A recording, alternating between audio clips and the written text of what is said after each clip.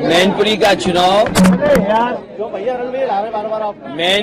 चुनाव इस बार रिकॉर्ड मतों से समाजवादी पार्टी जीतने जा रही है।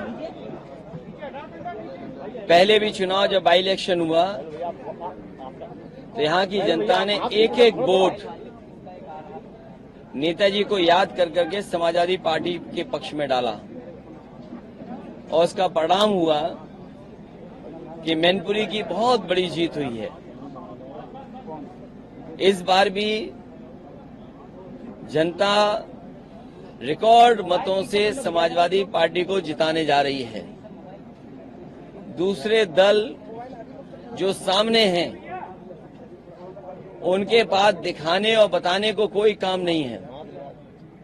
सुनने में आ रहा है कि पूरे देश की होर्डिंगों से जो जो लोकसभा के उनके प्रत्याशी हैं उनकी तस्वीर हटा दी गई है। जितने भी लोकसभा के प्रत्याशी हैं उनकी बड़ी बड़ी होर्डिंग पर तस्वीर गायब है।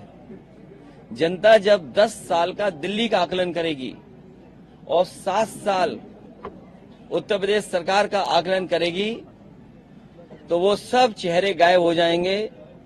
उत्तर प्रदेश से भारतीय जनता पार्टी का और देश की राजनीति से भारतीय जनता पार्टी का सफाया होने जा रहा है। महंगाई चरम सीमा पर इन्होंने पहुंचा दी।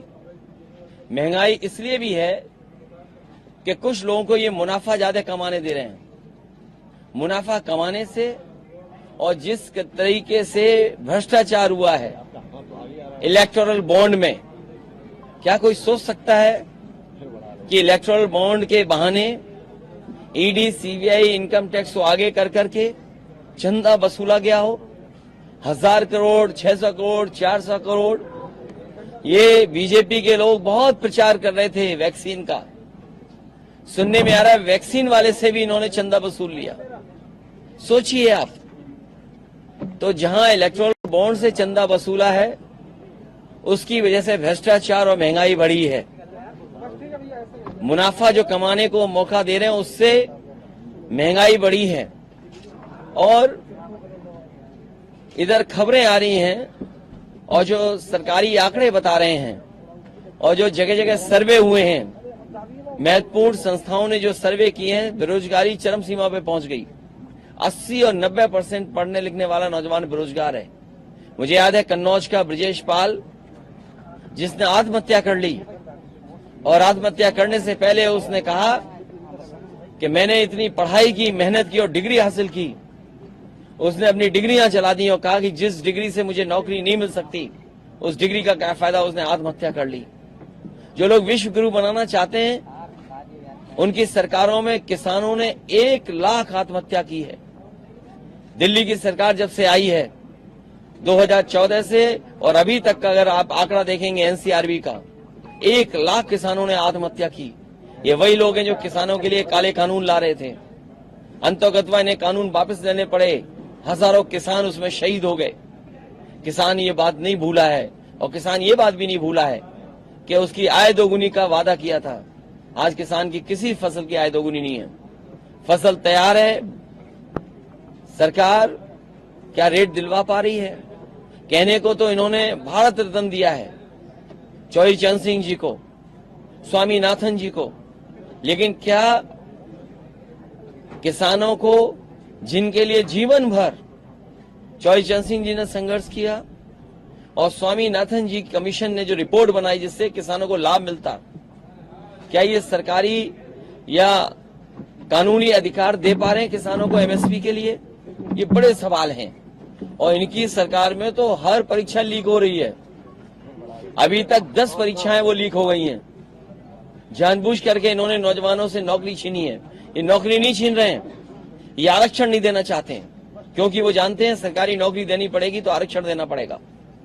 ये आरक्षण नहीं देना चाहते, इसलिए नौकरी के जानबूझ करके पेपर लीक करा रहे हैं।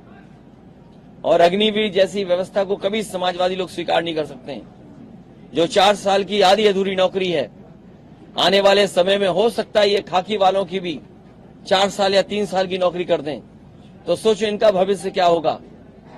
इसलिए सोच रहे हैं नौजवान और भारतीय जनता पार्टी का सफाया करने जा रहे हैं। मैंने कई बार फार्मूला बताया, फिर बताता हूं।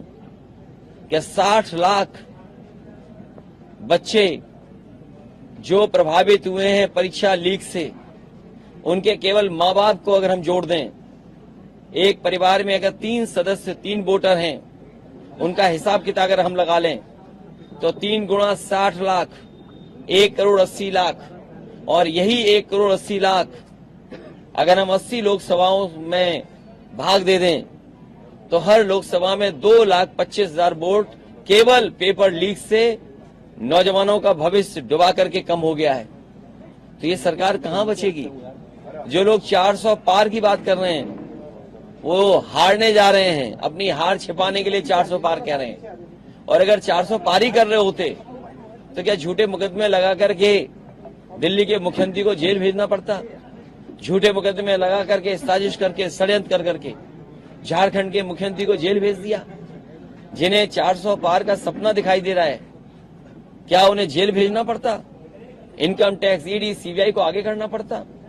प्रशासन को आगे करना पड़ता? जनता इस बार इंतजार कर रही है इनका, और इनका जवाब अपने वोट के माध्यम से देंगे। उत्तर प्रदेश सहित पूरे देश से भारतीय जनता पार्टी का सफाया होने जा रहा है।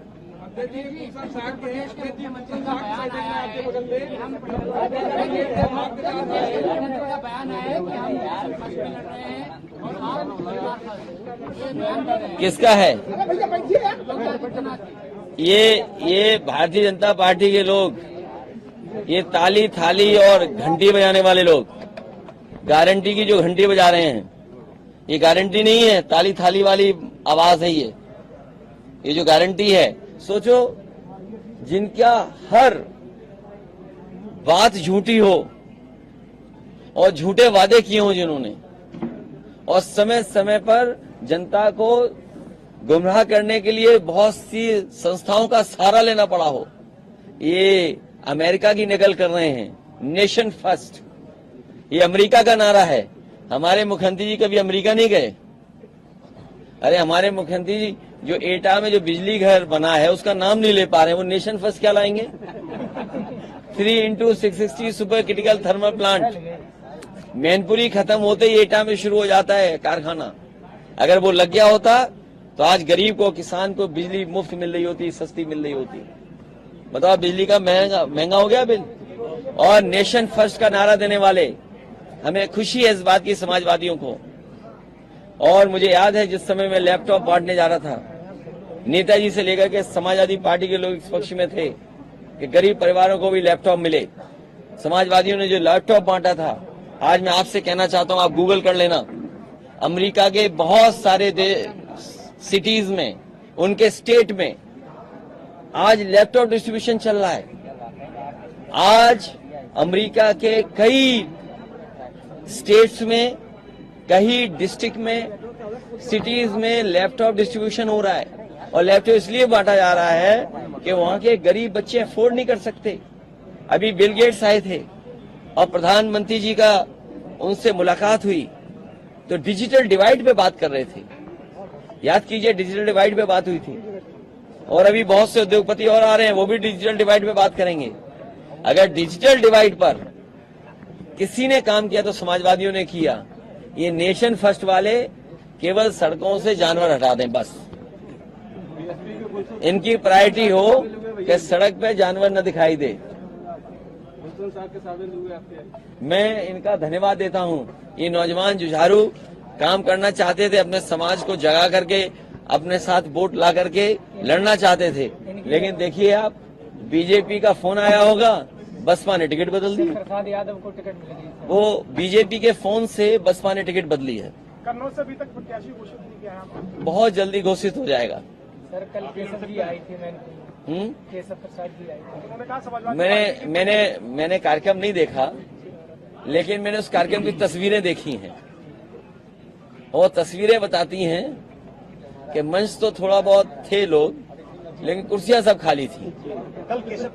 और सुनने में आ रहा है कि जो हमारे मुख्यमंत्री जी आए थे दूसरे प्रदेश के, वो मैनपुरी का विकास देखने आए थे और वो विकास देख के गए हैं।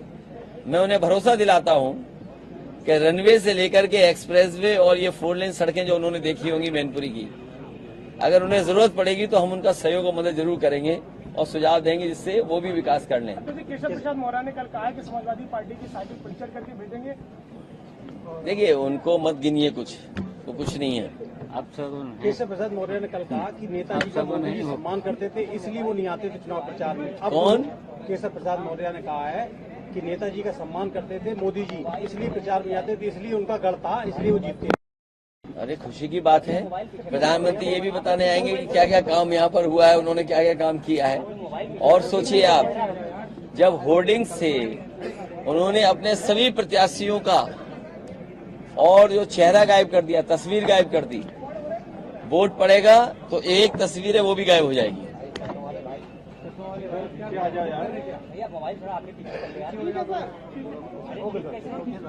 मैं एक बार फिर प्रेस का धन्यवाद देता हूं और मैं मैनपुरी की जनता से का धन्यवाद देता हूं, आभार प्रकट करता हूं और मुझे पूरा भरोसा है कि इस बार रिकॉर्ड मतों से समाजवादी पार्टी जीतने जा रही है।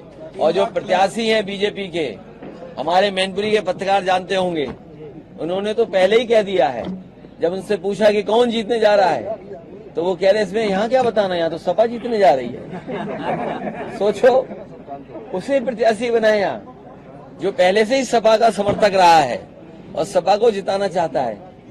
तो ये बीजेपी वाले सपा को ही लगता है जिताना चाहते हैं। नारा टोल हो रहा है कि अभी नहीं तो कभी नहीं।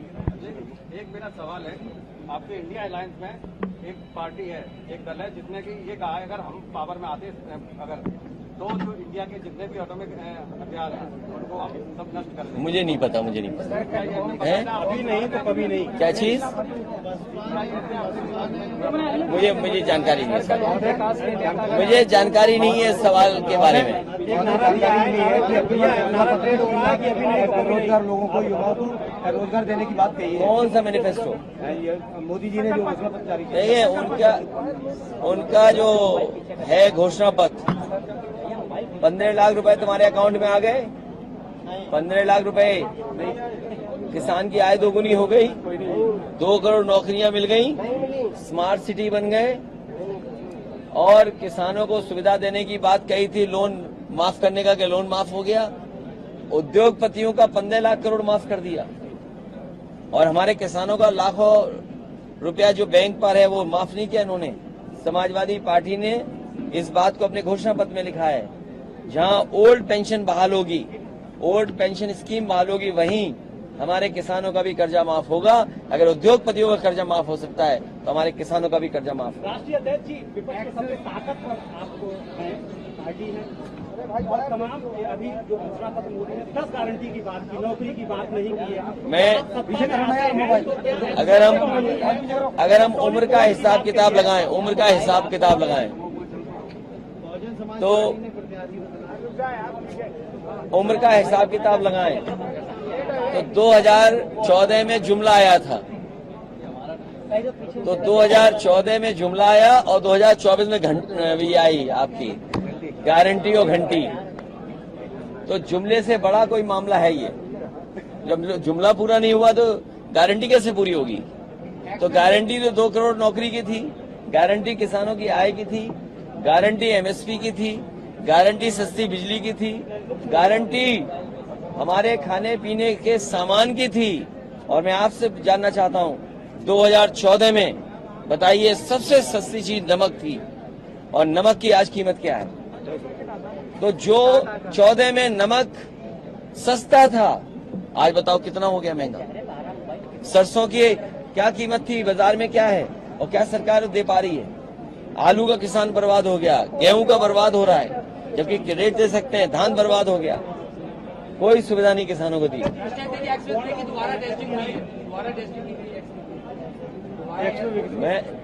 इन्होंने कोई दूसरा ऐसा एक्सप्रेस वे नहीं बनाया जहां पर कहीं हवाई जहाज उतर सकें। कम से कम समाजवादियों ने ऐसा तो कुछ काम किया है। और जिन सड़कों पे आप यहाँ चलते हो 4 लेन की, ये भी सब समाजवादियों की देन है। आप लड़ सकते हैं क्या? कलिया दे आप? आपकी इच्छा है।